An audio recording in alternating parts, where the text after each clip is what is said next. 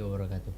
Halo Sobat Teknik Sipil, kembali lagi di Dialog Inspiratif dan Networking. Perkenalkan, nama saya Atifah Mahdi Akbar.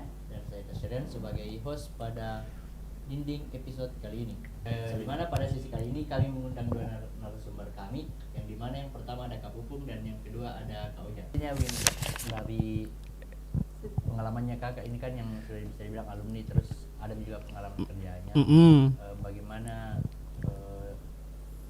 pandangannya kakak lah tentang kinerjanya mahasiswa dari kampus lain dengan mahasiswa yang dari politik ini dengan bidang yang sama, yaitu teknik sipil. Berarti konteks lulusannya lulusan teknik Iya. sipil. Nah, saya lulusan tahun 2020. Itu mungkin sudah hampir 6 tahun saya lulus masuk ke dalam dunia kerja. Kalau ditanya terkait kualitas lulusan, mungkin perbandingannya dengan kualitas dari lulusan kampus lain yang berani saya bilang, ya, yang berani saya sampaikan, mungkin soal yang selalu diiming-imingi soal kesiapan kerja. Toh kita yang sama kita ketahui bahwa kampus kita kan pendidikan vokasi, di mana memang dibentuk untuk terjun langsung ke dunia kerja. Berdasarkan misal Perpres tentang pendidikan vokasi itu di tahun 2022 tentang revitalisasi pendidikan vokasi, itu memang vokasi dibentuk untuk mempersiapkan lulusan kampus untuk siap terjun masuk ke dunia kerja. Nah, seperti itu. Mungkin itu yang berani saya bilang ya. Kalau dari kampung sendiri? Sebenarnya begini, kalau secara gamblang ya kita ngomongnya belak-belakan saja, bisa dibilang sebenarnya ada masa di mana lulusan politeknik itu dianggap paling wow. Mungkin itu di era 2009 ke atas lah, sampai 2000. Saya enggak berani ngomong yang di bawah-bawah ya, karena saya enggak dapat. Mungkin sampai di 2020. Lulusan dari 2009, bahkan mungkin sebelum-sebelumnya saya enggak dapat ya, senior-senior sebelum-sebelumnya saya enggak banyak sharing. Makanya yang saya bisa tarik itu dari 2009 sampai 2020 itu kita dipandang lulusan yang hebat. Salah satu lulusan yang hebat dari alma mater Politeknik ini. Cuman di beberapa tahun kebelakangan memang sebenarnya ada penurunan, dan itu signifikan sekali. Signifikannya dalam artian begini, kemampuan-kemampuan dasar yang sebenarnya harusnya dimiliki seorang engineer itu beberapa tahun kebelakang ini sudah tidak dipunyai sama lulusan-lulusannya Politeknik. Nah, kenapa? Itu yang sebenarnya saya tidak tahu juga. Maksudnya itu jadi pertanyaan lah, jadi pertanyaan untuk kami juga senior-senior. Kok kualitas lulusan kampusnya PNUP ini menurun? Ya, ini di konteks jurusan teknik sipil ya. Iya, jurusan teknik sipil ya. Kita ndak bahas di luar itu. Nah, sebenarnya mungkin ada beberapa masalah yang terjadi di kampus yang enggak tahu, atau mungkin ada pergeseran, karena kan ya, secara umum juga kita tahu bahwa Gen Z ini metode pembelajarannya beda sama orang-orang yang milenial. Ya mungkin kalau saya sama Oja ini, kami masuk Gen Z juga berdua. Saya 97, Oja 99. Which is sebenarnya kami Gen Z generasi awal, tapi kami masih bisa menyesuaikan dengan metode perkuliahan generasi milenial, yang mana itu yang sebenarnya yang masih dipakai di kampus sampai sekarang. Nah, seperti itu sih kurang lebih kalau kalian tanya ke saya. Oke, tadi kan ada kita bahas sedikit tentang perbedaan, bisa dibilang perbedaan zaman lah. Seperti yang disampaikan tadi Kak Pupung, kan di dunia teknik sipil itu menurut pemahamannya saya yang tidak terlalu zamannya ini masih bisa dibilang tidak terlalu AIP. Terus mau beralih ke zaman yang kayak memang serba AI kan, begitu. Dan poin pertanyaannya saya ini, kayak misal pekerjaan-pekerjaan yang memang harusnya dikerjakan secara manual terus bisa tergantikan sama AI, itu bagaimana Kak? Oke.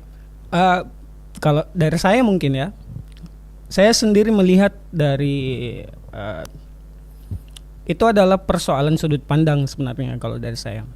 AI, kalau kita melihat sejarah tentang kecerdasan buatan ini, itu kan ada 3 bentuk kecerdasan dalam konteks ini. Ada bentuk kecerdasan manusia, human intelligence, kemudian ada di masa peralihannya antara manusia ke AI itu ada namanya augmented intelligence atau kecerdasan tertambah. Kemudian di masa sekarang ada lagi nih yang lebih canggih namanya artificial intelligence. Nah itu kan kecerdasan buatan yang sama kita kenal.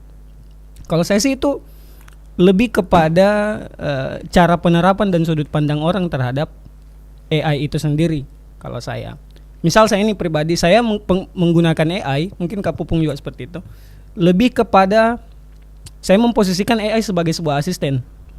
Ketika saya mengerjakan sesuatu, bukan hanya sekedar bertanya, tapi saya bahkan untuk teman diskusi pun saya gunakan AI untuk itu, untuk mempermudah saya melakukan pekerjaan. Nah, jadi saya tidak lagi searching di Google. Jadi saya gunakan AI sebagai asisten saya dalam bekerja, gitu. Kan kita bilang AI itu sebagai asisten atau pengganti kita untuk searching sesuatu yang kita butuhkan untuk sekarang. Emang worth it itu kah itu AI untuk kita pakai di dunia kerja? Oke. Saya mungkin tarik dulu mulai dari masa kuliah sampai masuk ke dunia kerja. Nah, di masa kuliah mungkin saya gunakan AI. Pada saat itu mungkin masih searching Google, hanya untuk sekedar mencari informasi yang saya butuhkan.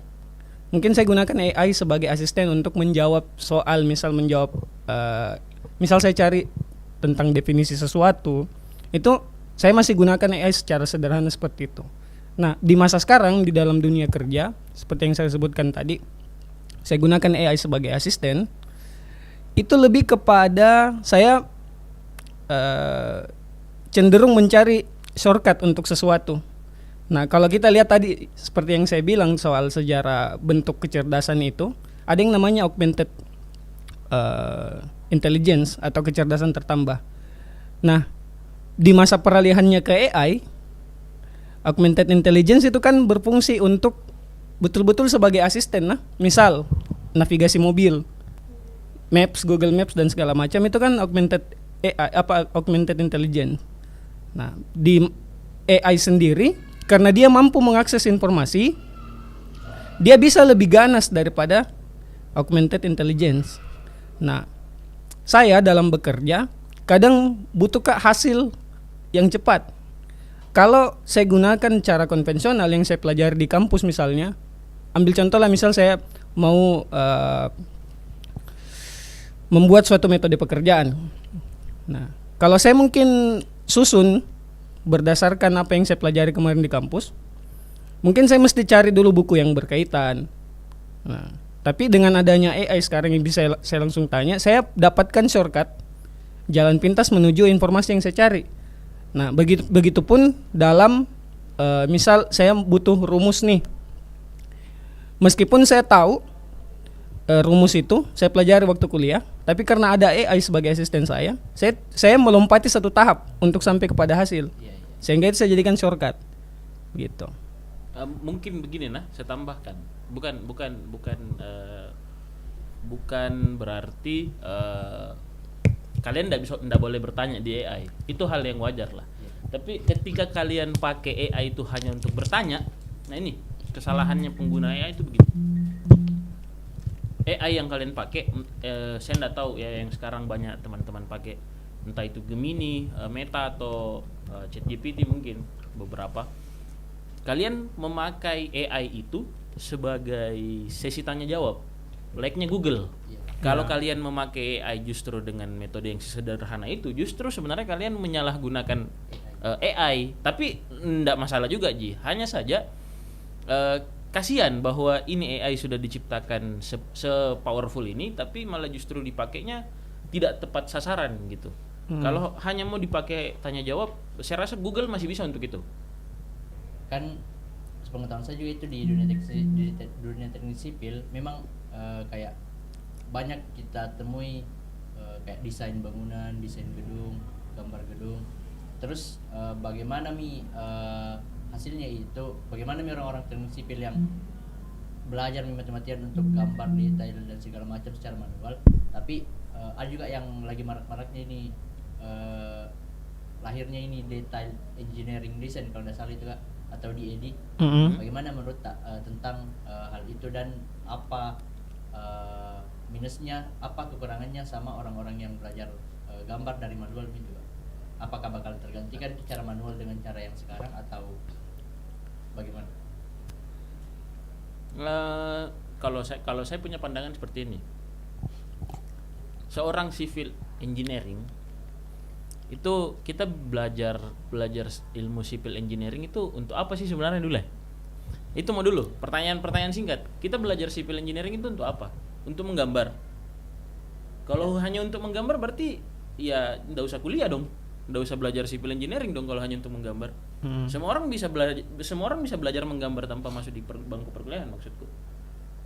Tanpa mengecilkan jurusan seni ya, karena memang ya mereka dan arsitek mereka punya disiplin ilmu yang lain soal itu, pendekatan yang lain soal itu. Tapi menurutku kalau kita hanya mempermasalahkan ini ada nih teknologi AI nanti yang bisa keluarkan gambar DED tanpa ada lagi orang yang menggambar, berarti kalian selama ini masuk di bangku perkuliahan belajar civil engineering itu hanya untuk menggambar.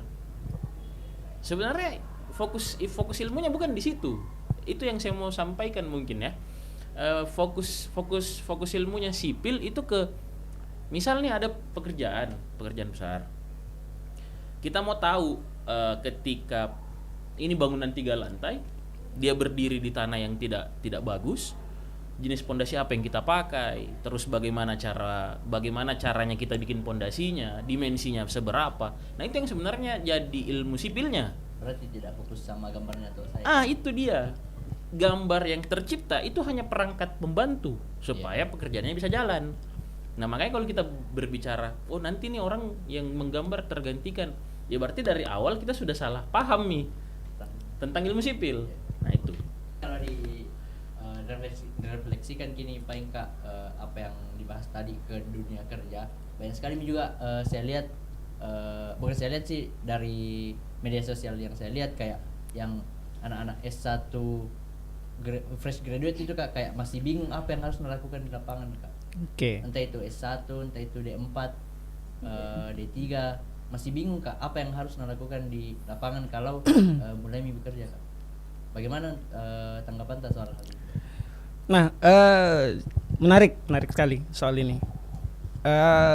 Sebenarnya ini berkali-kali mau saya bahas di, entah itu saya mau coba diskusi sama dosen atau coba diskusi sama alumni lain. Itu beberapa kali saya diskusikan juga sama teman-teman, sama Kak Pupung soal isu tentang lulusan lulusan perkuliahan yang bingung ketika masuk ke dunia kerja. Nah, ada sebenarnya missing link. Ini bagi saya pribadi, ada missing link yang sangat terasa, yang sangat jarang dibicarakan di dunia perkuliahan, di dunia kampus, di mana transformasi pengetahuan dari dunia kampus ke dunia kerja itu tidak semudah yang dibayangkan. Tidak hanya sekedar memahami sesuatu di perkuliahan, itu sudah siap masuk terjun ke dunia kerja. Itu yang sangat jarang dibahas sama pelaku-pelaku, saya bisa bilang pendidik ya, di dalam dunia kampus. Gitu. Jadi banyak memang lulusan TNI yang masih bingung. Yang saya sayangkan adalah salah satunya adalah lulusannya Poltek. Itu masih banyak yang bingung setelah lulus mau kerja apa, bingung mau bagaimana, mau mulai dari mana. Gitu.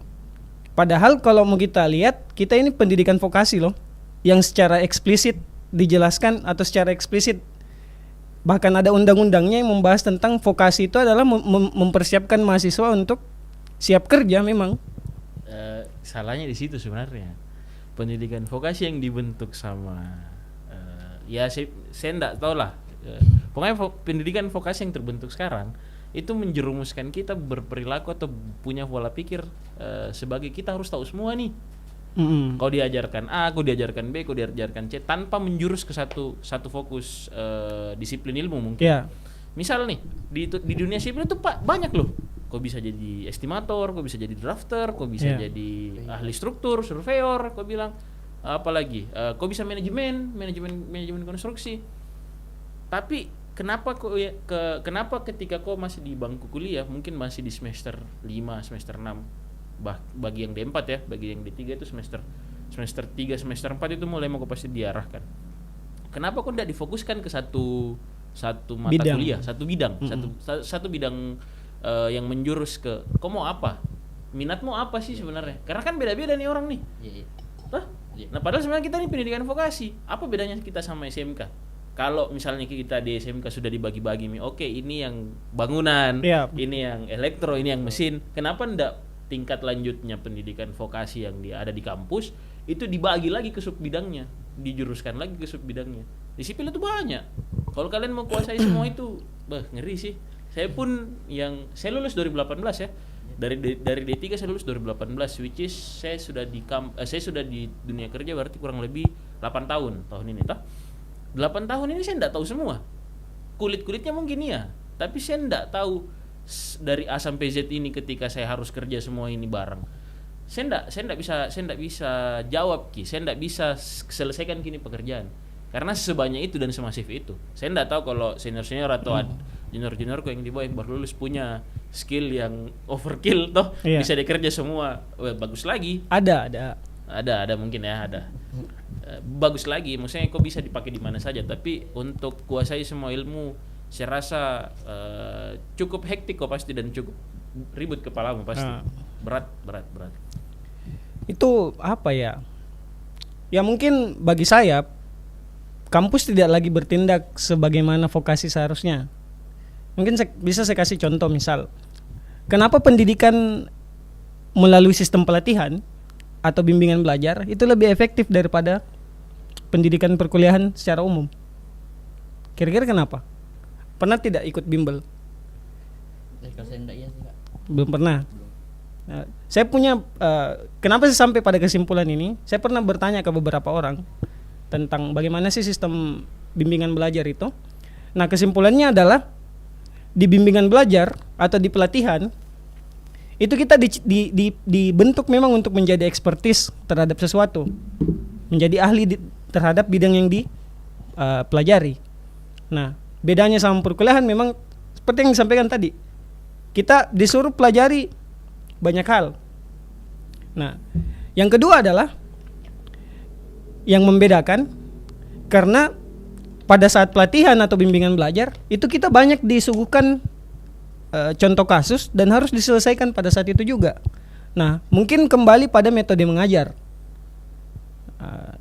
Metode mengajar tiap-tiap dosen yang berbeda. Saya mungkin lebih ke situ. Jadi kan kita selalu diiming-imingi tentang vokasi itu adalah 70% praktik, 30%-nya itu teori. Tapi realitanya di perkuliahan seperti apa? Praktik yang kita jalankan di kampus itu bagaimana sih? Apakah betul praktik yang kita jalankan di kampus itu relevan dengan kenyataan di dunia kerja? Contoh kasus yang dipakai, pernah tidak kita dikasih kasus, misal nih mau hitung jembatan, pernah tidak kita dikenalkan tentang kasus-kasus jembatan sehingga kita bisa paham celahnya gitu? Atau yang lebih umum malah, pernah kok enggak dilatih untuk asah skill feeling engineeringmu? Iya. Nah, itu mau dulu. Karena ya itu salah satu skill yang harus dipunya sama orang-orang sipil. Kenapa? Karena ketika misal beginilah, kau lihat satu beton yang baru mau ditumpah misalnya, dari warnanya, dari teksturnya, jalan itu feeling engineeringnya orang kayaknya ndak bagus ini beton. Nah, itu sebenarnya yang ya mungkin akan kau dapat nanti di dunia kerja, tapi ya mending contoh kasus seperti ini yang dikasihkan kok. Wah, nih lihat kok ini beton bagus ndak kira-kira menurutmu? Kan secara tidak langsung ketika kau dihadapkan sama hal-hal begitu terus-terusan, akan terlatih gitu feeling engineeringmu. Oh, ini yang bagus, ini yang jelek. Oh, ini bisa dipakai karena dalam kondisi seperti ini misalnya. Yang dia bilang ngojak tadi. Sekarang pertanyaanku, relevansinya kau pasang batu di kampus sama di dunia kerja apa? Memangnya kau pasang batu? Kalau penjelasannya supaya kau tahu, kau bisa tanya itu kan saya pernah aja pasang batu. Tuh kan juga bodoh amat kalau kau tahu pasang batu, enggak begitu. Atau paling dasar deh. Bagaimana caramu komunikasi sama orang yang kerja atau tukang atau buruh? Itu pernah aku enggak diajar cara komunikasi sama mereka? Kalau di perkuliahannya enggak pernah. Nah, itu kan hal yang paling paling umum nih terjadi. Kau pasti akan komunikasi sama tukang, kau pasti akan komunikasi sama buruh, which is mereka ini, maaf nah, sorry to say, ada yang tidak sekolah bahkan, atau ada yang hanya sampai SD. Nah kalau caramu menyampaikan ini, kau temani diskusi mereka sama seperti kau temani diskusi teman kampus, pasti mereka tidak dapat. Sulit pahami. Bahkan mereka punya bahasanya sendiri itu di pertunggangan tuh.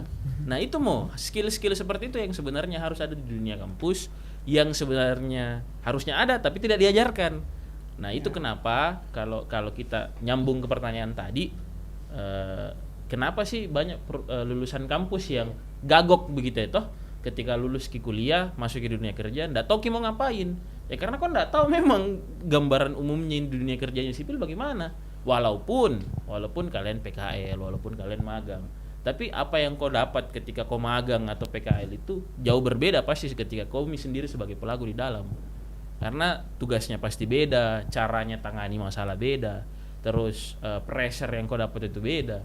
Ya kalau kau anak magang, saya bisa bilang ya biarkan milah, mau kemana, mau ke lapangan silakan, kau mau tinggal di kantor silakan, yang dapat ilmunya kau uji, toh yang kalau kau malas-malasan kau nggak dapat ilmunya kau uji juga, nggak ada dampaknya untuk saya, ngapain gitu itu bedanya. Jadi memang perlu banyak pembiasaan sih.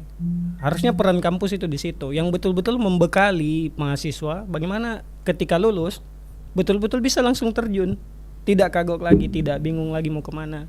Jadi saya lebih kepada harusnya banyak pembekalan. Mungkin kampus sudah banyak melakukan mungkin pelatihan-pelatihan, tapi di hal-hal detail, di hal-hal kecil yang seperti tadi saya bilang, mesti memperbanyak contoh-contoh kasus yang secara real di lapangan seperti apa, itu harus memang dikenalkan sama mahasiswa itu jauh-jauh hari. Seperti itu. Dari yang kita ucapkan semua tadi, betul saya rasa relate dengan saya, karena saya jujurnya dari nol banget Kak di sipil. Saya masuk sipil ini karena bapakku suruh masuk sipil. Saya merasa kayak di sini kampus ini saya merasa kayak belajar di sekolah biasa aja, belajar perhitungan. Ku tahu memang kerjanya kayak pasang batu itu yang kita bilang tadi. Tapi tidak ku tahu bilang di sipil itu kita kerjanya apa saja. Yang ku tahu itu sipil kerjanya apa saja dari teman-temanku yang kayak memang minatnya di sipil. Jadi kayak di kampus kurang penjelasan kita tentang bidang kerjanya nanti ini sipil apa. Saya merasa seperti itu karena di kampus ini kayak belajar biasa aja, perhitungan, menganalisis volume. Kayak jago SMA lagi ya. Iya, merasa SMA aja lagi. Betul. Berarti kan tugasnya sebenarnya dosen, Pak dosen, ketika kita lihat nonton ini nanti Pak dosen tolong. Ini ada aspirasinya mahasiswa. Siapa dosennya kan? Siapa sekarang kepala jurusan kan? Pak Sugi ya? Pak Prof Sugi ya? Pak Sugi, tolong Pak Sugi, ini ada aspirasi mahasiswa butuh Nah, ini begini, di luar konteks itu berarti kan sebenarnya ada yang hilang di sini toh. Ada yang hilang antara bagaimana dosen menjelaskan, oke ini bidang ilmu sipil sama praktikumnya ketika kau kerja. Nah, ini yang ada jembatani. Sebenarnya begini. Dari 2020 kita bahas gini. Iya, dari 2020 juga, bahkan sebelum yang saya bukan 2021 ya. Kita ketemu setelah saya dari Pamukul Makassar. Iya. 2021 saya selalu ketemu Oja, saya diskusi itu satu hal yang saya minta sama teman-teman sebenarnya. Kasih ada seminar pengenalan bagaimana sih dunia kerja sipil. Itu pernah ada di 2022. 2022 itu ada. Di 2022 itu ada. Kalau saya tidak salah bawa materinya itu KAWI. Yeah. Tahu KAWI toh? Nah, KAWI yang bawa materi. Tapi setelah itu tidak pernah lagi ada ini program. Tidak pernah ada ini seminar yang mengenalkan mahasiswa dunia kerja sipil itu bagaimana, pressure-nya. Pokoknya apa yang akan kalian kerja lah di dunia sipil. Nah, itu yang perlu. Makanya sebenarnya ini kritisku juga untuk teman-teman himpunan. Ini bisa jadi solusi untuk teman-teman yang seperti Mito tadi bilang, saya enggak tahu mau kerja apa ketika nanti lulus Kak. Nah, ini perlu program kerja ini perlu. Mending ini kau bikin sebenarnya, toh. Mending program kerja itu kau bikin sebenarnya daripada kau pergi outing, cari pergi kunjungan industri. Lebih penting ini dibanding kunjungan serius. Berarti ada masukan untuk pengurus selanjutnya. Iya, betul. Itu perlu sebenarnya, perlu sekali. Itu tadi yang berarti missing linknya itu harus ada yang jembatani. Iya. Pembiasaan, kembali lagi pembiasaan. Gitu. Saya sebenarnya ada tonji beberapa dosen waktu saya kuliah, ada tonji beberapa dosen yang saya anggap ya pada saat itu saya anggap ini nih cara mengajar yang saya butuh. Iya. Misal dulu dosen beton itu Bu Marta, kayaknya Bu Marta masih mengajar ya? Masih ya. Kepala betul. Iya, Iya. Bu Marta itu sampai diajarkan bagaimana caranya kita melihat material di lapangan. Ya. Itu diajarkan sama dia karena kasus-kasus seperti itu ternyata memang realnya di lapangan seperti itu. Yang mana kondisi SSD pasir sebelum melakukan pengecoran itu diajarkan sama Ibu Marta. Hal-hal yang kecil yang banyak mungkin dosen lain lupakan. Nah, itu saya dapat di Ibu Marta. Dari situ saya terpantik, mungkin ini cara mengajar di vokasi yang benar. Gitu. Ada beberapa termasuk Pak Heril, Ibu Asriana, itu cara mengajarnya seperti itu. Dia kasih kita contoh case di lapangan langsung. Sehingga dia pantik kita untuk memecahkan masalah real time di lapangan. Gitu. Dia kasih kita pengalaman-pengalamannya dia di proyek seperti apa, kemudian cara mengatasi masalah seperti itu bagaimana. Gitu. Bahkan ada juga itu beberapa dosen dulu waktu saya. Yeah. Ada beberapa dosen yang kasih ceritanya real case di lapangan bagaimana. Sampai saya teman kelasku yang kerjakan proyeknya. tapi begini, di samping oke lah, mungkin dia secara tidak langsung mengeksploitasi mahasiswa toh, kalau kita mau bahas ke sana. Tapi di sisi lainnya, kalau kita lihat sisi positifnya adalah kami belajar dari real case itu bahwa seperti ini yang dibutuhkan ketika lapangan ini jalan, pekerjaan di lapangan ini jalan. Pada saat itu gambar irigasi kalau saya tidak salah, saluran irigasi. Jadi kami dikasih tahu bahwa orang lapangan itu butuh gambar seperti ini. Yang ini poin-poin khususnya yang mereka butuh. Jadi secara tidak langsung kita belajar ketika sebenarnya ini yang dia butuh pelaksana di lapangan, supaya ini pekerjaannya bisa sesuai dengan apa yang dimau sama owner. Kan ownernya pasti PU itu kalau pemerintahan. Nah, skopnya mungkin terkerucut sama yang kayak kau bilang. Awalnya saya juga masuk sipil nothing, sama sekali tidak tahu apa-apa tentang sipil. Kosong, betul. Saya minat bahkan di seni dulu. Saya lulus di UNSI di Yogyakarta. Ini sharing-sharing nah. Saya lulus di UNSI jalur undangan. Saya punya advantage untuk ke sana. Saya dapat beasiswa full, mulai dari uang UKT, tempat tinggal, uang makan, uang jajan, itu saya dapat. Tapi karena orang tua aku basicnya sipil, saya ditolak itu mentah-mentah. Ketika saya ajukan proposal ini, saya harus pergi ke Yogyakarta, saya mau kuliah di UNSI, ditolak. Jangan mau kau masuk seni, karena seni itu katanya Pak C itu bisa juga dapat walaupun kau tidak kuliah. Akhirnya saya masuk sipil, kosong, sama seperti kau, kosong sama sekali. Saya terpantik untuk suka sipil ketika saya kerja bahkan. Kebanyakan dari kita pasti begitu. Yeah. Kita tertantang untuk kasus-kasus yang ada di sipil itu ketika kerja Kenapa? Karena realistisnya berbeda dengan yang ada di kampus. Ini kok dikasih satu masalah nih kompleks. Ini kebanyakan terjadi pasti. Masuk kok di satu proyek, ini proyek terlambat, kau harus kasih solusi bagaimana ini proyek bisa selesai tepat waktu. Nah, itu yang menantang. Justru hal-hal yang menantang begitu yang bikin Ki berpikir, kepantik Ki. Kenapa enggak real case seperti itu yang dikasihkan Ki dosen di kampus? Lagi-lagi kualitas lulusan 2020 ke bawah kan gitu. Itu kan kalian milah yang simpulkan kalau itu. Jadi itu penting ya, contoh-contoh kasus seperti itu. Berarti kayak terbuka lagi tadi apa yang bilang Kak Pupung yang feeling engineeringnya gitu. Oke, ada juga ini satu topik yang kayak menurutku bagus sekali untuk dibahas, yang dimana itu margin industri konstruksi itu menipis, terus tender bandingan harga. Akhirnya yang dikorbankan adalah engineer-nya. Bagaimana itu? Ya itu Ojak kayaknya salah satu korban deh kalau itu. Saya kasih ke Ojak saja deh. Karena saya enggak pernah, jujur saya enggak pernah ada di situasi seperti itu. Berarti menarik ini, Mas. Ada korban. Iya. Bukan korban, pelaku kapan? Enggak lah, bukan pelaku tahu. Itu isu tentang ini ya, gaji Engineer engineer-nya di gaji lulusan. yang di lantas. Ya mungkin saya lihat di dunia bisnis konstruksi apa ya, berat kini pertanyaan kau belum. Tidak tadi sebenarnya begini lah. Fakta menariknya adalah tadi malam saya bahas ini sama dia. Tadi malam saya bahas ini sama Indah. Jadi kalau AI tidak berani. Iya betul. Soal jadi kami cari solusi lewat AI. Kami tanya toh Jadi kami tanya lewat AI bagaimana caranya mengeneralisir atau menstandarisasi upah pekerja sipil atau engineering lah, toh engineering sipil. Sampai AI pun tidak berani bahasakan bahwa ini kesalahan dari perusahaan-perusahaan kecil. Sebenarnya sih tidak pure dari kesalahannya juga. Iya. Karena begini, tidak semua tender itu tipis marginnya. Nah itu, tidak semua tipis marginnya. Tapi ada beberapa pelaku usaha yang menganggap bahwa ada orang yang willingly digaji seperti itu.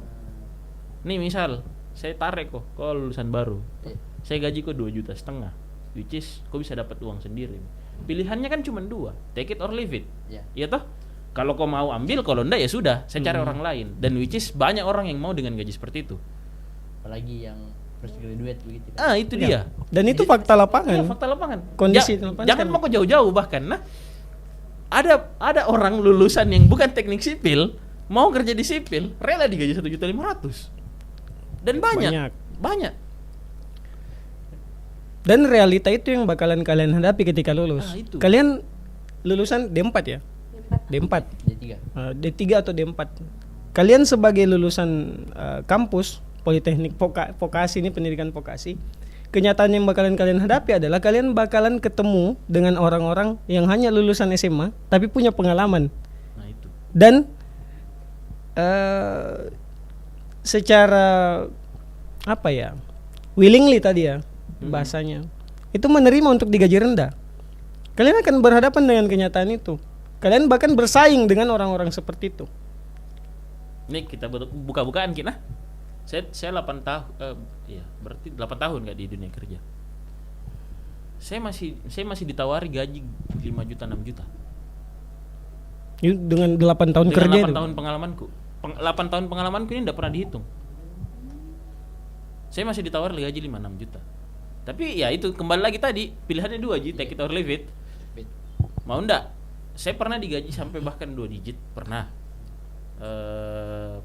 Waktu saya sama Ojak jalan, ada perusahaan kemarin salah satu pengembang juga di Sulawesi Selatan. Doa terbaik lah untuk Bapak itu ya. Doa terbaik untuk Bapak itu. Amin, semoga amin, dia amin. sehat-sehat dan proyeknya lancar-lancar. Amin. Ketika saya masih sama Ojak di sana, tujuanku itu satu. Saya bentuk itu 3. Saya bentuk itu perusahaan itu bertiga sebenarnya awalnya. Ada saya, ada Sul 2015, which is itu anaknya Pak Makmur kalau kau tahu. Terus ada satu orang lagi namanya Ryan. Ryan bukan kau. Ryan 2015 juga. Satu angkatanku semua. Ketika kami bentuk ini perusahaan, sebenarnya tujuanku bertiga itu awalnya saya bilang karena kita lihat dari kampus-kampus lain. Kampus hijau itu kalau kau bicara masalah pendamping desa, ini buka-bukaan mikir di sini. Kalau kau bicara masalah pendamping desa, perangkat-perangkat yang apalagi itu yang renovasi rumah, apa sih? PSP. Nah, itu kebanyakan pasti alma mater hijau. Pasti. Tanya kau tahu alma mater hijau, jangan sampai kosong alma mater hijau. Pasti. Banyak sekali di situ. Kalau di PU, di tempatnya Pak Cemu, itu kebanyakan alma mater merah. Iya. Kebanyakan. Nah, kita Jini Poltek yang tidak mau panggil alumninya. Cari mau kok. Sedikit sekali. Mereka ini mendominasi lewat alumni. Iya. Kita Jini yang mungkin ada lah di Pompengan Jenek Berang itu ada beberapa senior di sana yang ditarik sama senior juga. Cuman ya sebatas itu Ji. Kita ndak bisa bikin dinasti seperti sekuat mereka. Padahal sebenarnya iya saya bilangnya dinasti itu karena mereka semua jisinya toh. Parah-parahnya Ji. Maksudnya kita ndak bisa bikin komoditas mau lepain toh, komoditas yang sebesar itu. Padahal sebenarnya kampus tak juga salah satu kampus terlama di Makassar bahkan. Tua sekali Miki loh dari 87. Kita itu pecahannya Unhas dulu. Toh, Politeknik Unhas yang terpecah jadi Politeknik Ujung Pandang. Nah, bisa dibilang lama Miki. Kenapa kita tidak bisa saingi mereka? Kenapa kita tidak bisa juga saling tarik-menarik? Nah, itu Miki kemarin tujuannya pemantiknya. Oke, kita bikin ini, tapi permintaanku satu sama mereka berdua. Ketika jalan kini perusahaan, saya mau orang-orang yang di dalam itu ya Poltek semua, anak-anak Poltek semua. Terus bikin mikir di sini bahwa ada ternyata satu perusahaan yang bisa menggaji anak fresh graduate seminimal-minimalnya UMR. Nah, itu jalan. Tapi ya karena satu dan lain hal, satu dan lain hal akhirnya bubar itu perusahaan. Enggak lanjut. Nah, itu yang saya sangat-sangat disayangkan sebenarnya. Nah, pelaku-pelaku seperti ini, pola pikir seperti ini yang tidak ada masih jarang. Bahkan senior-senior pun ada beberapa mungkin beberapa senior yang panggil junior yang dia gaji 4 sampai 5 juta. Oke, gajimu masuk UMR, tapi skop pekerjaanmu kurang ajar. Banyak keluhannya. Enggak sesuai Ki. Kau disuruh jadi drafter, kau disuruh jadi estimator, kau disuruh jadi pengawas. Kan kau tak rangkap 3 jabatan nih, kau digaji 6 juta, berarti gajimu cuma 2 juta satu jabatan. Kan enggak make sense. Ya toh?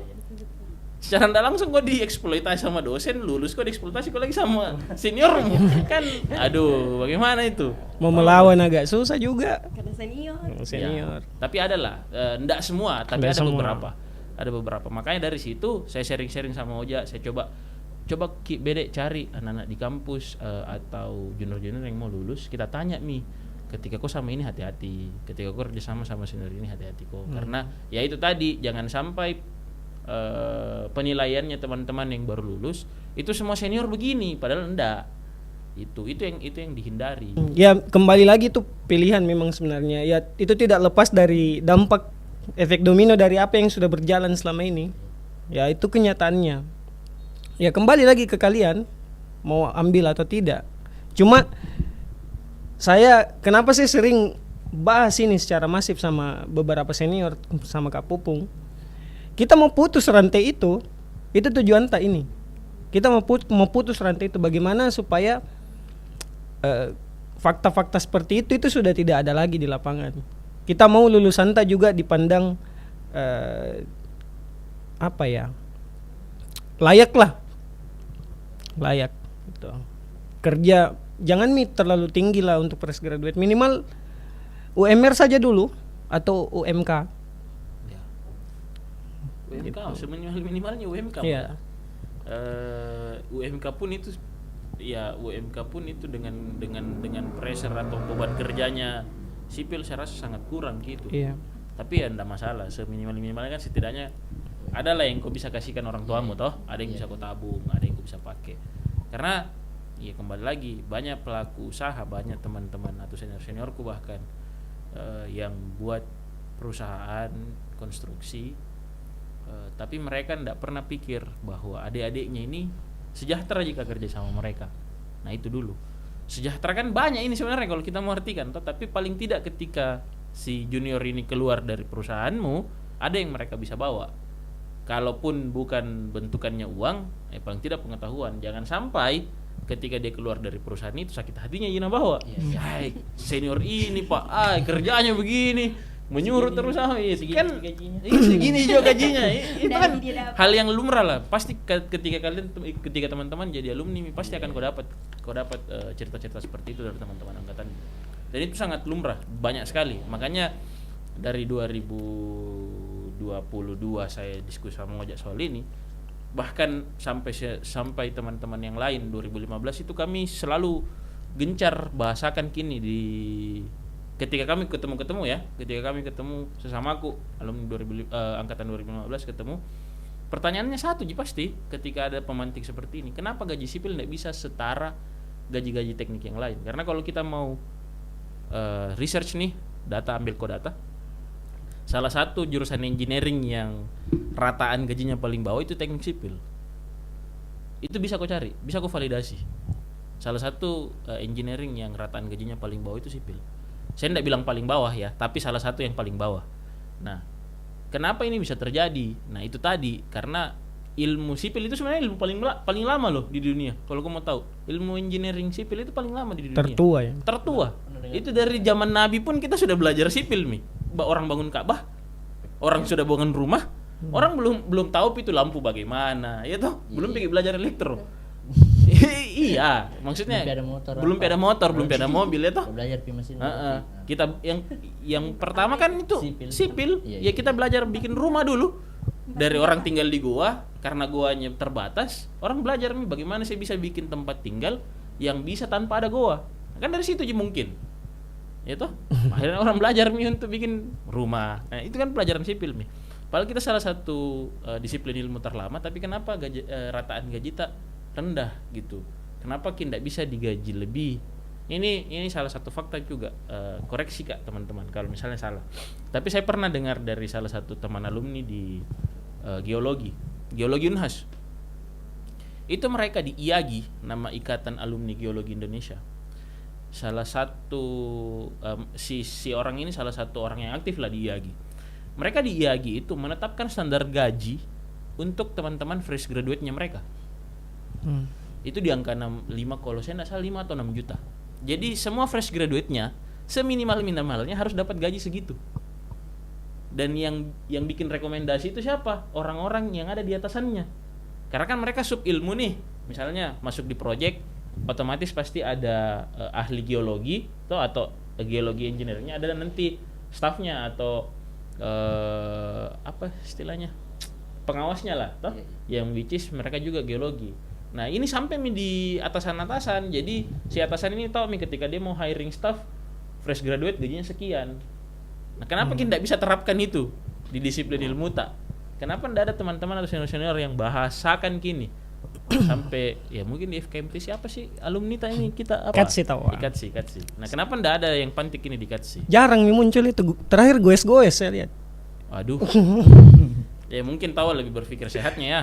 Ya ada masalah juga. Jadi selain mungkin berharap itu sama gaji kecil yang dibahas tadi, berarti harus Ki juga bersaing sama ndak bisa Ki monoton jadi lulusan teknik sipil yang umum saja begitu Kak. Berarti harus Ki butuh kayak sertifikasi, spesifikasi sama skill digital tak? Betul. Supaya bisa Ki dapat gaji yang bisa dibilang setara sama engineer. Oke. Mungkin begini, saya luruskan. Isu soal gaji rendah itu di fresh graduate-nya lulusan teknik sipil itu sudah isu yang lama sebenarnya. Sudah lama. Nah, sebenarnya ada solusinya. Solusinya adalah lakukan sertifikasi. Sertifikasi untuk ciptakan tenaga ahli sehingga taraf kita bisa setidaknya naik 1 tingkat. Nah, dari situ kan kenaikan gaji pasti ngikut. Karena kita sudah expertise di satu bidang. Nah, itu sertifikasi itu penting sekali untuk menaikkan taraf level kita dalam bekerja di dunia konstruksi. Nah, itu sebenarnya sudah solusinya, tapi kan pada penerapannya itu kan tidak berjalan dengan baik. Banyak perusahaan sekarang yang mempekerjakan orang itu tanpa pembuktian di keahlian di bidang tertentu itu.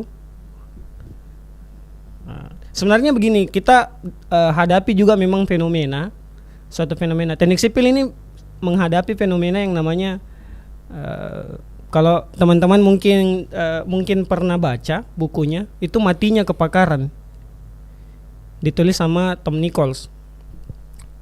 Mungkin kalau dari sudut pandang saya, mungkin kita sedang menghadapi fenomena itu, matinya kepakaran. Nah, di dalam bukunya Tom Nichols itu dijelaskan tentang matinya kepakaran itu adalah fenomena di mana masyarakat tidak lagi memperhitungkan apa yang pakar sampaikan. Pakar di sini maksudnya para ahli, atau bisa saya, kalau kita di konteks teknik sipil ya lulusan tak, itu dianggap remeh nih. Kenapa dianggap remeh? Kalau berdasarkan dari tulisannya Tom Nichols tadi di bukunya, karena salah satunya karena perkembangan teknologi, di mana semua orang bisa akses untuk mempelajari ilmu pengetahuan yang juga kita pelajari di dalam kampus. Begitu. Sayangnya adalah kenapa kita bisa terpengaruhi oleh fenomena itu? Fenomena itu tidak bisa dihindari karena perkembangan teknologi yang memacu fenomenanya terjadi. Cuma yang disayangkan adalah lulusan-lulusan ini tidak mampu hindari itu. Kenapa? Karena lulusan tidak dibekali dengan baik untuk menghadapi dunia seperti itu. Tuh. Makanya terjadilah fenomena, kita mungkin sedang menghadapi fenomena itu, matinya kepakaran. Lulusan-lulusan dari jurusan teknik sipil dianggap tidak ada bedanya dengan lulusan-lulusan SMA yang punya pengalaman. Gitu. Padahal di dalam bukunya itu secara mungkin saya tidak langsung dijelaskan juga apa sih yang membedakan antara pakar, seorang ekspertis, seorang yang ahli di suatu bidang dengan masyarakat awam. Yang membedakan adalah metodologinya. Sama seperti kita misal lulusan D3 yang pernah belajar pasang batu di kampus, ketemu dengan tukang mungkin punya pengalaman kerja yang lebih banyak dari kita. Dan saya yakin tukang punya feeling engineering di bidang pertukangan. Yang membedakan dia sama kita sebenarnya apa? Kira-kira. Nah, yang membedakan adalah persoalan metodologinya. Bagaimana kita sampai pada suatu kesimpulan.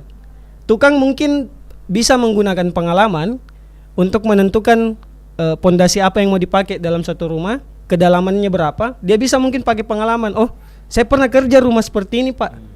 Saya pernah kerja rumah seperti ini, pondasinya seperti ini.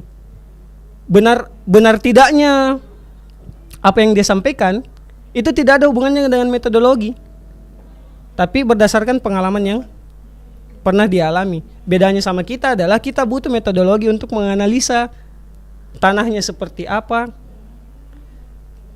sehingga kita bisa sampai pada kesimpulan bahwa oh iya bisa. Nah, yang apa yang bilang tukang ini betul. Tapi kalau kita bicara pengalaman, selamanya itu pengalaman benar. Karena begini, ada satu hukum yang selalu kita pakai di ilmu konstruksi sipil, which is itu adalah beda lokasi pasti beda penanganan, dan beda lokasi pasti beda case. Nah makanya walaupun karakteristik, misalnya nih kalau kita mau bicara masalah pondasi tadi yang dibilang Oja, walaupun misalnya karakteristik tanahnya sama, belum tentu perlakuannya sama. Karena bisa jadi proyeknya beda. Misal, di proyek sebelumnya ternyata kita bikin rumah 4 lantai. Ya which is itu harus pakai mini pile mungkin kalau jelek tanahnya, atau mungkin pakai panjang misal. Ternyata di kasus yang kita hadapi sekarang di rumah yang kita bangun sekarang ini tidak butuh semasif itu. Karena ternyata kita cuma bikin di rumah 1 lantai. Nah itu kan itu yang saya maksud bahwa beda proyek pasti beda case, dan pasti beda perlakuan, ada perlakuan khususnya. Nah kalau kita bicara masalah matinya penalaran tadi yang dimaksud Oja, kepakaran. Sebenarnya memang kita menjurus ke sana tapi yang perlu kita ingat, kalau kita nyambung lagi ke pertanyaanmu tadi yang masalah anggaran marginnya tipis nih, toh kan merembet gitu. Nah, kalau kita mau sambung ke sana, ada dua kemungkinan yang bisa terjadi sebenarnya. Pertama memang itu kita sedang ada di fase itu, atau malah justru ini kita belum berpikir bahkan untuk masuk ke situ. Nah itu yang lebih parah lagi menurutku, karena kalau dia bilang Oja matinya kepakaran itu, bahwa kita sudah notice bahwa ada perkembangan digital tapi kita ndak mau ikut. Yang lebih parahnya adalah kalau kita ndak notice bahwa ada perkembangan teknologi. Nah itu yang bikin lebih parah, memperburuk keadaan. Nah bisa jadi teman-teman yang punya perusahaan di dunia konstruksi atau pelaku-pelaku usaha konstruksi itu belum sepenuhnya dipercaya sama orang-orang yang punya atau mau pakai jasa konstruksi. Misal contoh kasusnya begini, saya punya rumah, saya mau bangun rumah, tapi saya lebih milih kontak tukang dibanding teman-teman sipil atau pelaku-pelaku usaha di bidang konstruksi yang sebenarnya bisa bikinkan ke rumah. Tapi karena saya belum percaya mereka, tukang mau saya telepon deh, which is nakasih semua tukang begini Bu, dan hitungan tukang itu tidak pernah 100% benar. Selalu pasti meleset ya, karena mereka selalu mengambil itu tadi yang saya bilang, sebelumnya begini saya pakai pengalaman. saya pakai misalnya 100 sak gini selesai satu rumah. Padahal kan beda case. Ya toh? Nah, di situ perannya sebenarnya seorang engineering, tapi cara tak memperkenalkan diri sebagai orang engineering ke halayak umum, ke masyarakat umum itu yang belum. Atau mungkin bisa jadi pola pikir masyarakat yang tidak sampai ke kita karena tidak percaya Ki. Karena ini jujur, bahkan ada temanku sendiri loh, which is ini teman dekatku, bangun rumah. Saya tawari, pakai mau kok jasa. Walaupun dia desain di orang arsitek dan saya ngitungkan ki RAB-nya. Yang kau hitung RAB-nya itu hari di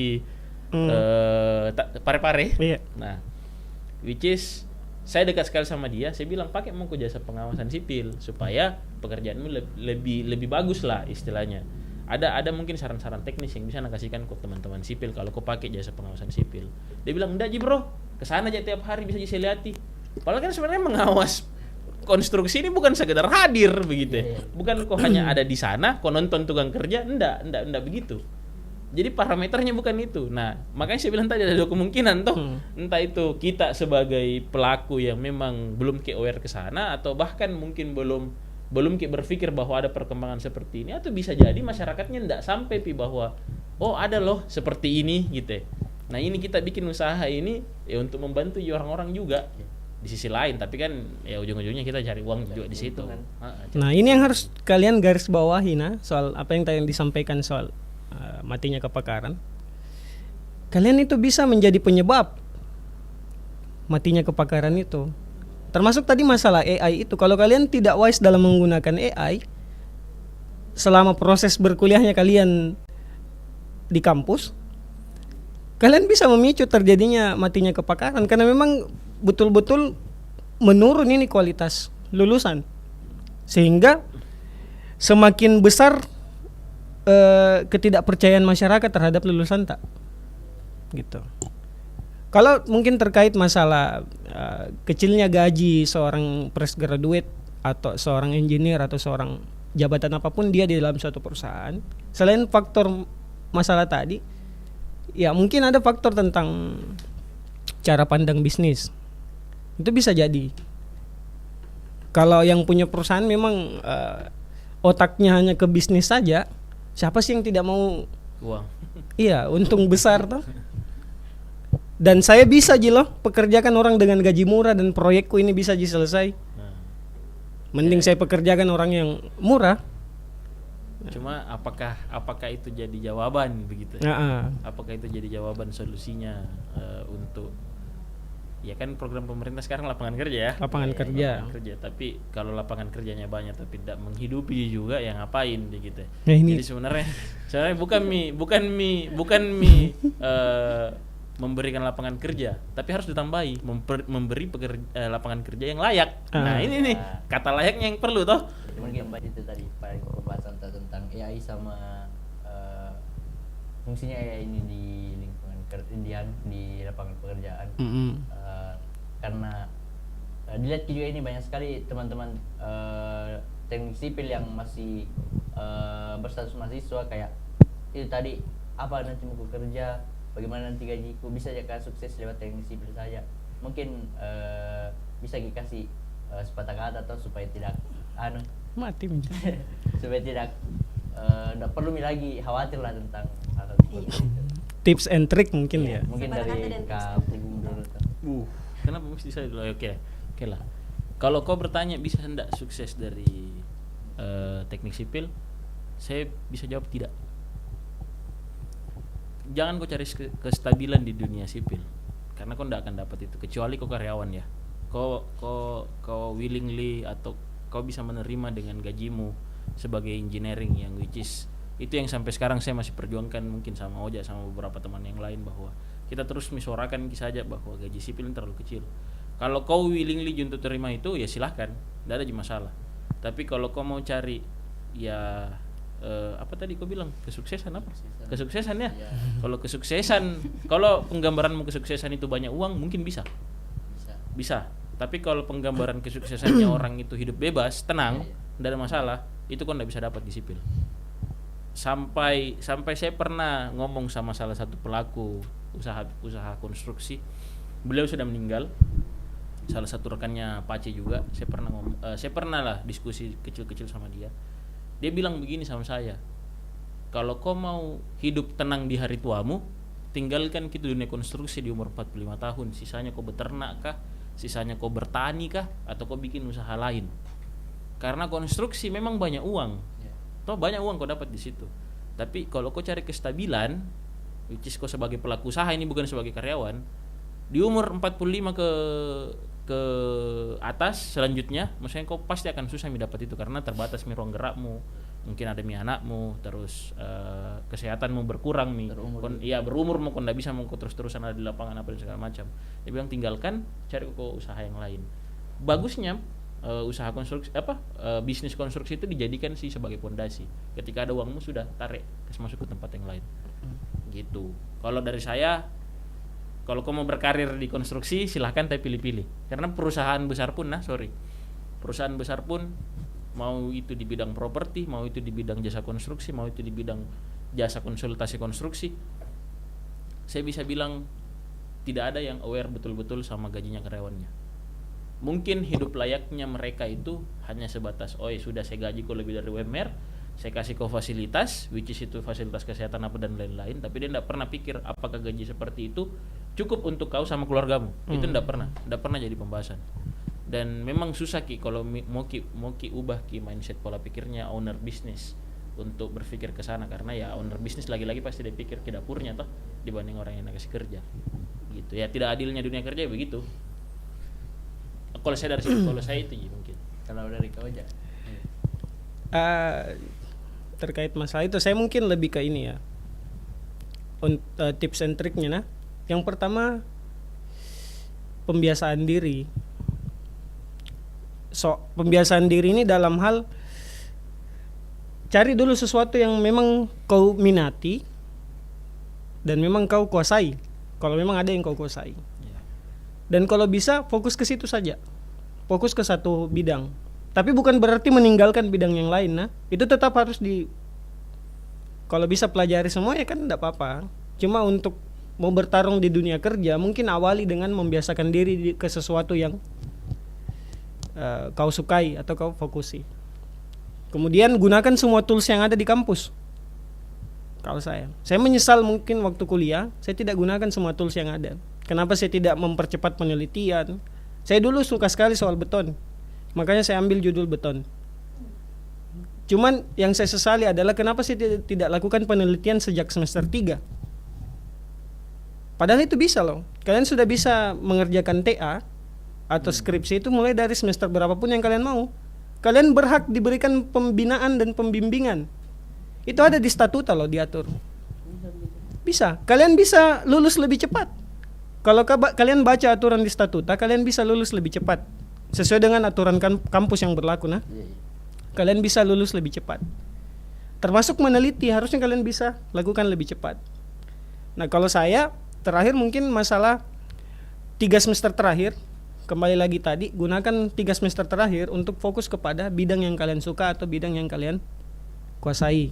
Masalah bekal untuk kerja, kalau memang kampus tidak sediakan, cari senior yang sudah bekerja, temani komunikasi, cerita.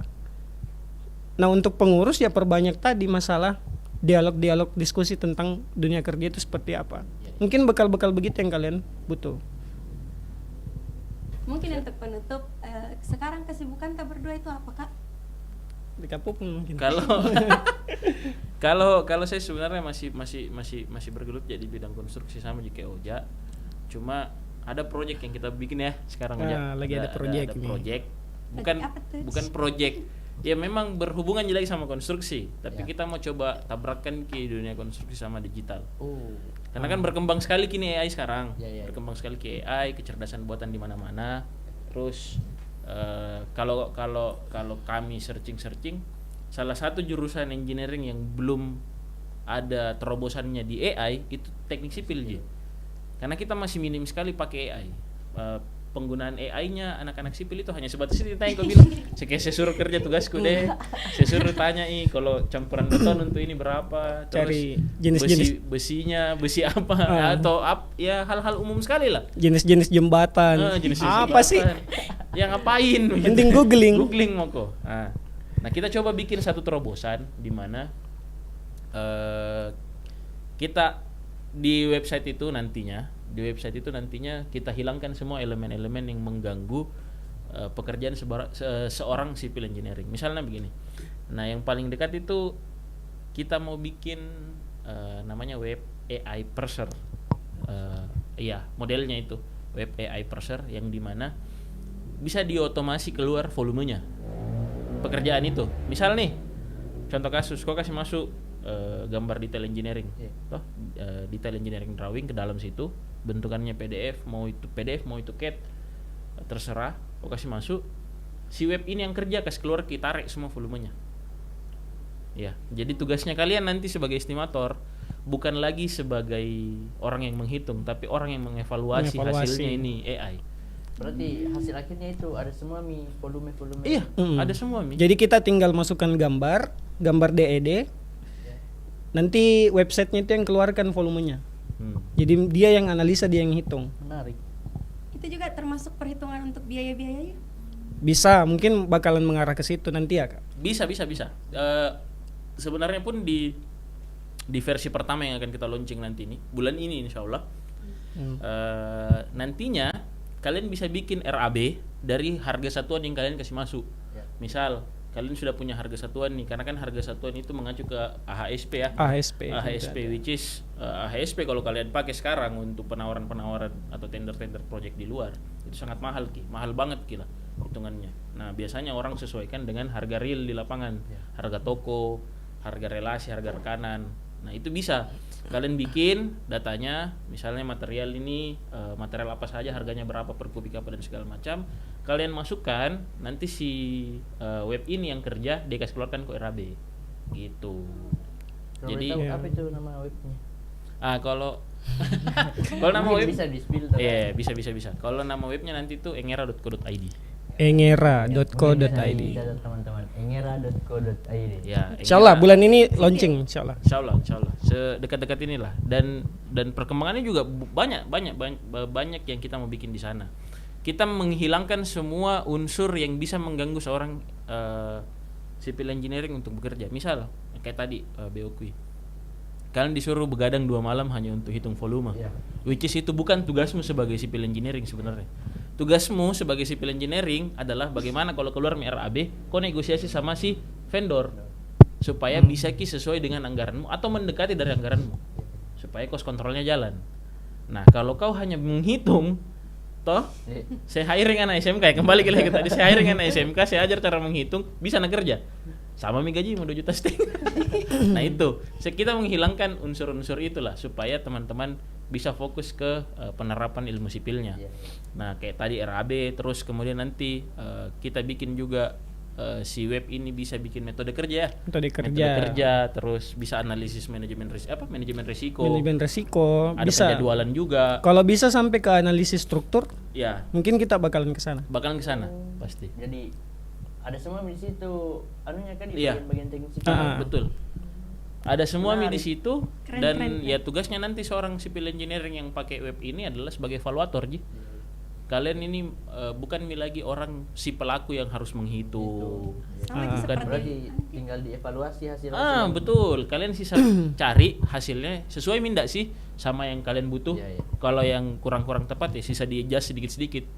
Begitu. Mengurangi beban kerja secara signifikan. Dia maunya keresahannya kemarin itu begitu toh. Begitu. Ya ini sebenarnya keresahan lama. Ini sering memang kita bahas di tongkrongan sama teman-teman, sama tim-tim yang lain. Sebenarnya bukan cuma 2 orang yang kerjakan ini. Banyak. Termasuk Sul tadi. Kak Sul. Tim, terus ada Aidil juga. Pria moncong lo itu lagi. Aidil itu demisioner ketua umum 2018. Dia periode 2018. Dia angkatan 2016. Terus ada orang IT, kami punya orang IT 1 orang namanya Kak Iki, Rizky. Dia yang buatlah back end-nya ini web. Tapi rencananya sama-sama sih. Ya sebenarnya keresahan itu bagaimana awalnya juga. Jadi saya gara-gara saya bertanya bagaimana kalau kita bikin web yang kasih masuk gambar keluar BOP. Ya awalnya kita aware nih soal perkembangan AI. Itu dulu. Cuma pemantiknya untuk kesana itu karena keresahan banyaklah kita sharing-sharing keresahan di dunia proyek itu seperti apa. Contoh misal kenapa sih harus di dunia proyek kalau kita mau tender itu harus buat penawaran proyek. Nah, untuk buat penawaran proyek itu harus memperkirakan RAB-nya. Nah, tapi itu belum tentu kita menang karena sistemnya tender. Nah, untuk sampai ke sana kita butuh kerja RAB itu dalam waktu. Adalah orang yang bisa kerja 1 hari mungkin, tapi ada juga orang yang misal saya mungkin kalau dikasih ke tender-tender besar untuk buat penawaran mungkin butuh waktu 2-3 hari untuk selesaikan itu RAB. Nah, keresahan itu yang mau saya bangun. Yang memantik kita. Kenapa sih kita sampai pada kesimpulan ide tentang gunakan AI untuk sebagai shortcut lah bahasa aku toh. Dari situ awalnya. Yang penting itu kapupung. Iya, karena itu tadi kita berpikir beban kerjanya seorang civil engineer itu banyak sekali, begadang di mana-mana. Masih jadi mahasiswa aku mungkin begadang kok. Kalau lulus jadi orang yang kerja sebagai civil engineering nantinya kok disuruh menghitung volume ya begadang juga lagi, lembur juga untuk kerja itu. Karena diburu harus masuk. Karena begini, kalau di dunia kerja itu tender itu dibuka biasanya sempit. Paling maksimal itu 1 minggu 1 minggu dibuka tender, kau harus kumpul berkas nanti di hari ke-7, which is harus semua selesai perhitunganmu. Ya kalau perhitungannya kecil mungkin bisa gampang. Tapi kalau bangunan besar kontraknya mungkin bahkan MM-an 10 sampai 15 M atau bahkan lebih. Nggak mungkin dong kalau kau nggak kerja secara tim atau kolektif untuk selesaikan gitu. Pun kau kolektif mungkin nggak bisa selesai 1 malam. Jadi harus kau begadang beberapa hari selesaikan. Nah dari situ awalnya. Gitu. Berarti ini web tidak cuma di dunia kerja saja dipakai, bisa juga dipakai di perkuliahan. Sebenarnya bisa, sangat bisa. Nah ini nanti mungkin kita butuh sosialisasi ke kampus ya. Iya. Karena kalau amin, ini web besar, banyak nanti saingannya, ada mungkin kompetitor yang lain yang serupa dengan ini. Mau ndak mau kurikulum kampus harus menyesuaikan dengan ini. Jadi tidak bisa mau kok nanti diajar, bukan nanti diajar kok bagaimana kok menghitung volume, yang detail apa dan segala macam, tapi lebih ke mengarah begini gambarannya kok menghitung volume. Ketika kau mengevaluasi hasil hitungan ini caranya. Berarti yang dipelajari tinggal cara evaluasinya. Betul, evaluatornya. Karena bukan mau kau sebagai tergantung lagi kalau kau tidak mau belajar jadi evaluator, kau hanya jadi operator. Pilihannya ke kau lagi. Toh gitu. Mau ndak mau mungkin kalau website ini jadi insyaallah penerapannya berhasil, banyak digunakan di dalam dunia kerja. Saya yakin ini pasti mempengaruhi kurikulum kampus, terutama di wilayah selain masalah estimator mungkin tadi, terutama di wilayah gambar kerja. Nanti mungkin kurikulum akan berubah cara menggambar yang benar, template gambar itu seperti apa, mungkin mengarah ke situ. Ya mungkin itu pengaruhnya ke dunia kampus. Nah pertanyaannya kemudian adalah dengan kondisi perkembangan digital, teknologi dan AI sekarang, kampus siap tidak mengarah ke sana? Siap tidak. Karena begini, saya spill. PU itu sudah buka ini. Jadi kalau saya tidak tahu teman-teman aware sama ini, PU itu bikin kompetisi yang dia collab sama Glodon. Which is hasil BIM 5 dimensi mau diterjemahkan ke Glodon pakai AI.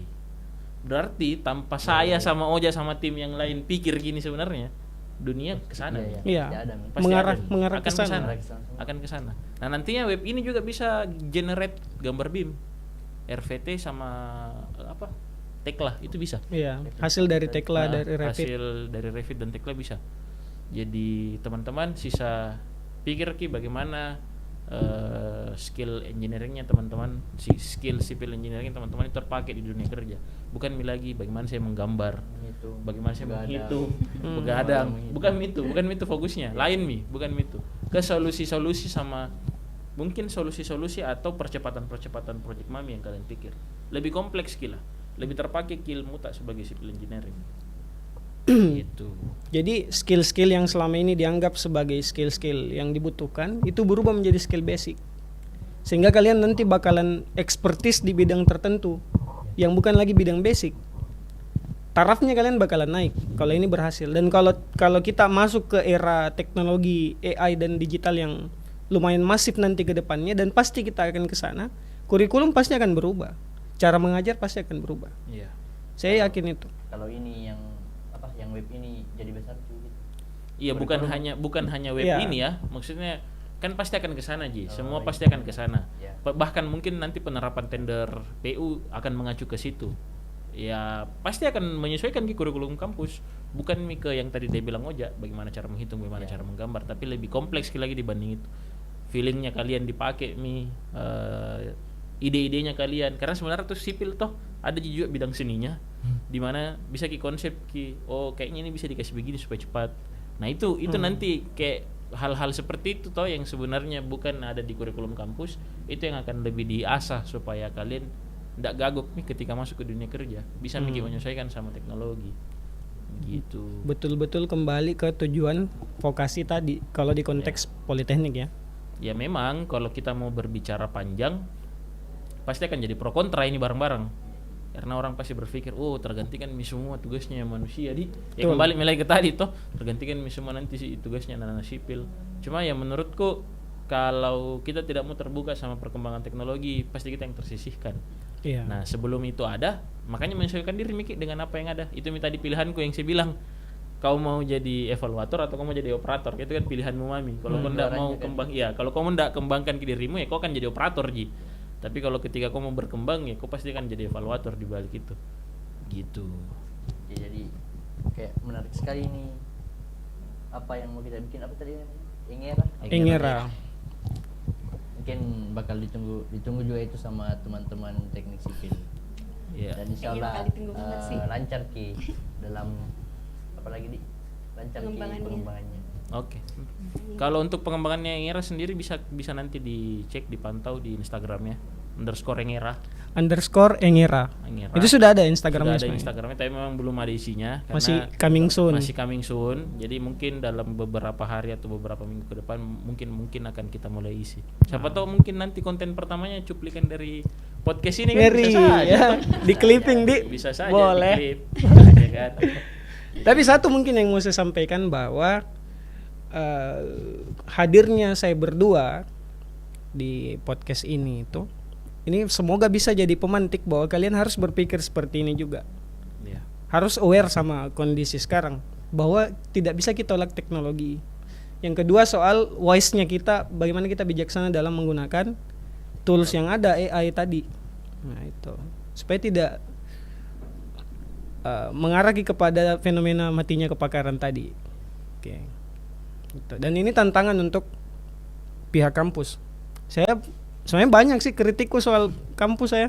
Saya juga banyak kritikku soal senior juga banyak. Soal senior. Itu juga karena ikatan alumni yang mungkin lagi bisa lah lebih merangkul untuk hal-hal seperti ini. Lagi hiatus. Lagi sibuk naik sepeda mungkin. Ya. Jarang Tommy guys. Baik, kalau mau bahas tentang AI ini mungkin panjang sekali Gadi. Panjang banget. Mungkin untuk pembahasan kali ini bisa dicukupkan sampai di sini saya Gadi. Mungkin bisa dibahas di lain waktu. Boleh, kita terbuka aja ya. Terbuka. Ngopi di mana saja, yang penting Makassar aja. Bisa kamu pergi sebentar ini. Boleh. Terima kasih banyak Dika atas ilmu-ilmu yang sudah kita berikan. Oke, tadi mungkin itulah tadi hasil pembahasan yang kami bahas, yang dimana membahas tentang keterkaitan AI dan teknik sipil di dunia kerja. Jadi jangan terlalu bagaimana banget lah tentang kegagalannya nanti teman-teman jika bersaing di dunia teknik sipil, karena banyak saja hal-hal yang bisa teman-teman dapatkan dengan menjadi lulusan teknik sipil. Mungkin itu yang bisa saya simpulkan, dan mungkin untuk pada episode kali ini sampai di sini.